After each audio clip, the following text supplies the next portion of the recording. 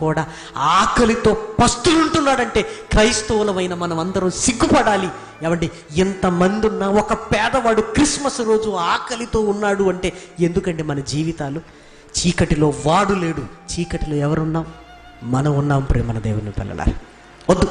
పేదవాడు తలెత్తుకునే రోజు ఈ క్రిస్మస్ దినాలు. ప్రేమన దేవుని పిల్లలారా, ఏ రోజు నాకు భోజనం లేకపోయినా ఈ క్రిస్మస్ దినాలలో ఆ మహనీయుడు పుట్టాడట, ఇదిగో ఆ సంబరాన్ని ఈరోజు నేను అనుభవిస్తున్నాను అని ఒక పేదవాడి గుండెల్లో యేసుక్రీస్తును పెట్టగలవా? ఒక పేదవాడి ఇల్లు వెలిగించగలవా? ఒక పేదవాడి ఇంట్లో ఉంటున్న పేద పిల్లలకి బట్టలతో వాడికి ఆనందాన్ని కలిగించగలిగితే నిజమైన జీవపు వెలుగు ఇదిగో నీ మీద ఉదయించినట్లే యేసుక్రీస్తు అంటున్నాడు, నాలో ఉన్నవాడు ఇదిగో చీకటిలో వాడు నడవద్దు, ఈ ఆనందాలతో చీకటిలోనికి వెళ్ళొద్దు, జీవపు వెలుగును